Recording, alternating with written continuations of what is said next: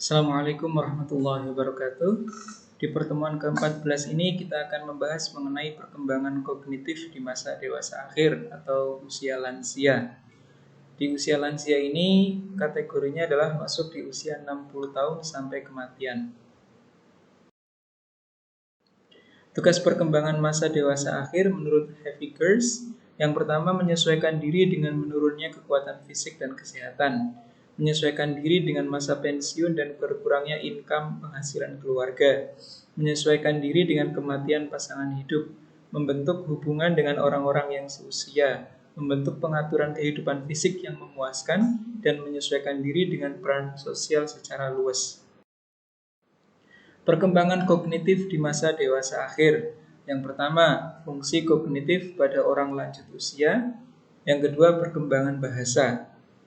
Fungsi kognitif pada orang lanjut usia nanti akan ada multidimensionality atau multidimensionalitas dan multidireksionalitas. Yang kedua, pendidikan, pekerjaan, dan kesehatan. Terus di perkembangan bahasa juga akan ada materi mengenai gunakan atau kehilangan. Yang keempat adalah pelatihan keterampilan kognitif. Dan yang kelima adalah neuroscience, kognitif, dan proses menjadi tua. Ini merupakan peta konsep dari perkembangan kognitif di masa dewasa akhir. Jadi sekali lagi saya sebutkan bahwa perkembangan kognitif di masa dewasa akhir terbagi menjadi dua, yaitu fungsi kognitif pada orang lanjut usia dan perkembangan bahasa mereka. Fungsi kognitif pada orang lanjut usia. Yang pertama adalah mekanika kognitif atau cognitive mechanics dan pragmatic kognitif atau cognitive pragmatics. Ini menurut Paul Belts membuat pembeda antara aspek-aspek dari pikiran lanjut usia yang menunjukkan kemunduran dan yang tetap stabil atau bahkan mengalami kemajuan. Mekanika kognitif atau cognitive mechanics merupakan perangkat keras dari pikiran yang melibatkan input sensoris, atensi, memori visual, dan motor. Faktor yang berkontribusi terhadap penurunan yakni biologi, keturunan, kesehatan, kecepatan pemrosesan, working memory, dan kekangan. Sementara pragmatika kognitif atau cognitive pragmatics merupakan perangkat lunak berbasis budaya dari pikiran, meliputi keterampilan membaca, menulis, pemahaman bacaan. Karena pengaruh yang kuat dari budaya, pragmatika kognitif dapat mengalami kemajuan seiring bertambahnya usia. Faktor-faktor dalam penurunan mekanika kognitif. Yang pertama, kecepatan pemrosesan. Kecepatan pemrosesan akan mengalami penurunan pada masa dewasa akhir, meskipun kecepatan pemrosesan informasi cenderung melambat di masa akhir. Masih terdapat variasi individual dalam kemampuan ini. Yang kedua, cenderung berkaitan dengan penurunan fungsi otak dan sistem saraf pusat. Yang ketiga, kesehatan dan olahraga mempengaruhi seberapa penurunan. Atensi atau perhatian. Perubahan perhatian atau atensi dalam proses penuaan. Yang pertama, atensi selektif. Yang kedua, atensi yang terbagi. Dan yang ketiga, atensi yang berkesinambungan. Apa itu atensi selektif? Yaitu kemampuan fokus pada aspek tertentu dari pengalaman relevan dan mengabaikan aspek-aspek lain yang tidak relevan. Sementara atensi yang terbagi merupakan kemampuan berkonsentrasi pada lebih dari satu aktivitas di dalam waktu yang bersamaan. Atensi yang berkesinambungan yaitu keterlibatan dalam waktu panjang dan fokus pada objek, tugas, peristiwa, atau aspek lain di lingkungan. Memori mengalami perubahan seiring bertambahnya usia. Yang pertama, memori episodik, yaitu episodic memory, retensi informasi mengenai di mana dan kapan peristiwa hidup terjadi. Contoh, apa yang terjadi ketika berpacaran pertama kali? Bagaimana peristiwa WTC dan lain-lain. Yang kedua adalah memori semantik atau semantic memory. merupakan pengetahuan seseorang mengenai dunia yang meliputi bidang-bidang keahlian seseorang. Orang lanjut usia sering membutuhkan waktu lebih lama agar dapat mengingat informasi semantik. Episodic memory lebih banyak mengalami penurunan daripada semantic memory. Terjadi fenomena tip of the tongue, yaitu tidak dapat mengingat kembali informasi tetapi merasa mengingatnya. Yang ketiga adalah sumber daya kognitif atau memori kerja atau working memory. Berkaitan dengan pekerjaan-pekerjaan mental, yaitu memanipulasi dan menggabungkan informasi ketika mengambil keputusan, menyelesaikan masalah, dan menguasai bahasa tertulis dan bahasa lisan. Adanya kemunduran dalam memori kerja pada orang lanjut usia, berfokus pada kurangnya efisiensi, inhibisi dalam mencegah informasi yang tidak relevan untuk memasuki memori kerja, dan meningkatnya kemampuan pengalihan. Yang keempat adalah sumber daya kognitif, yaitu kecepatan perseptual. Kemampuan menampilkan tugas-tugas perseptual motor sederhana, menentukan waktu yang dibutuhkan untuk menginjak rem ketika sebuah mobil yang berada di depannya berhenti. Yang kelima adalah memori eksplisit atau explicit memory, yaitu memori mengenai fakta-fakta dan pengalaman yang diketahui secara sadar dan dapat dinyatakan oleh individu yang bersangkutan. Contoh, mengingat hal-hal yang hendak dibeli ketika sedang berada di toko makanan. Dampak negatif dari proses menjadi tua yaitu lebih banyak lupa mengenai barang-barang yang hendak dibeli. Yang keenam adalah memori implisit atau implicit memory.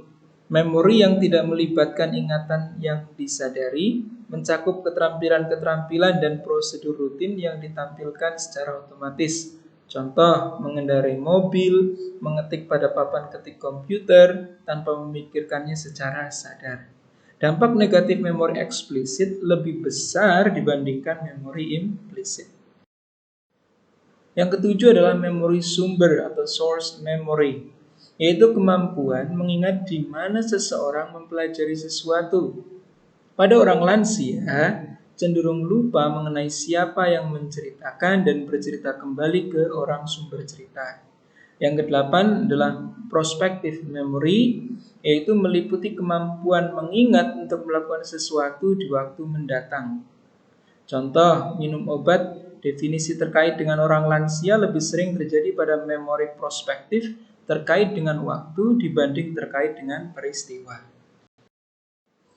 Nah, faktor yang mempengaruhi performa orang lanjut usia dalam tugas-tugas memori tadi yang pertama adalah keyakinan, harapan, dan perasaan.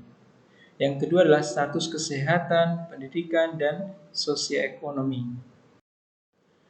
Kesimpulan mengenai memori dan proses menjadi tua, yaitu tidak semua aspek-aspek dari memori cenderung mengalami kemunduran seiring dengan bertambahnya usia. Kemunduran terutama terjadi dalam memori episodik dan memori kerja. Kemunduran dalam kecepatan perseptual berkaitan dengan kemunduran memori. Keberhasilan di usia lanjut tidak berarti harus mengalami kemunduran, namun mengurangi proses kemunduran yang terjadi dan berusaha agar dapat beradaptasi terhadapnya. Pengambilan keputusan. Banyak orang dewasa lanjut usia menjaga keahlian pengambilan keputusan dengan cukup baik. Akan tetapi, orang dewasa lanjut usia menunjukkan performa yang bagus ketika proses pengambilan keputusan tidak dibatasi oleh tekanan waktu. Kearifan, wisdom. Pengetahuan-pengetahuan mengenai aspek-aspek praktis dari kehidupan yang memungkinkan seseorang mampu melakukan penilaian yang sangat baik menyangkut persoalan-persoalan penting, meliputi wawasan mengenai perkembangan manusia dan permasalahan hidup. Contoh, orang dewasa lansia memiliki penalaran tingkat tinggi tentang konflik sosial dibanding orang dewasa muda atau parubaya.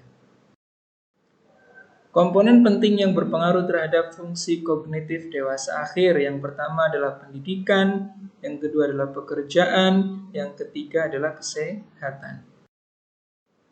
Gunakanlah atau Anda akan kehilangan. Aktivitas mental yang dapat membina keterampilan kognitif seperti membaca buku, mengisi teka-teki silang, mengikuti kuliah, dan menonton konser dapat memperlambat penurunan fungsi kognitif.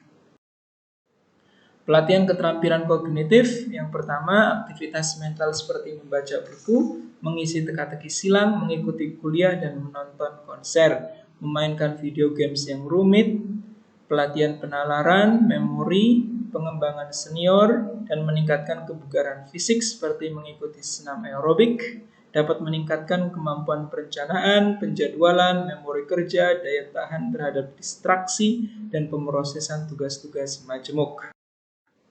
Neuroscience kognitif dan proses menjadi tua. Ini kaitan antara proses menjadi tua, otak, dan fungsi kognitif. Perkembangan bahasa. Banyak orang lansia mempertahankan atau meningkatkan pengetahuan mengenai kata-kata dan makna kata, yaitu pembendaharaan kata seringkali terus bertambah. Beberapa individu menunjukkan kemunduran. Yang pertama, kesulitan memahami pembicaraan terkait dengan keterampilan fonologi, volume rendah, tidak terartikulasi, sintaks yang rumit, dan tidak lancar. Cara menceritakan kembali sebuah kisah cenderung menghilangkan elemen penting. Faktor dalam kemunduran keterampilan bahasa. Masalah pendengaran, mengalami kesulitan memahami pembicaraan seperti ketika pembicaraan cepat, ada stimulus-stimulus lain yang muncul, misalkan berisik dan lain-lain, tidak bisa menatap lawan bicara di telepon misalnya, melibatkan fenomena di ujung lidah.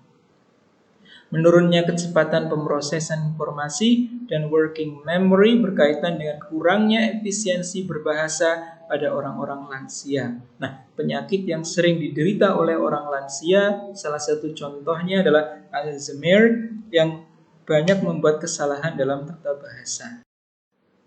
Nah, ini daftar pustaka yang bisa kalian pelajari sendiri di rumah. Terima kasih. Wassalamualaikum warahmatullahi wabarakatuh.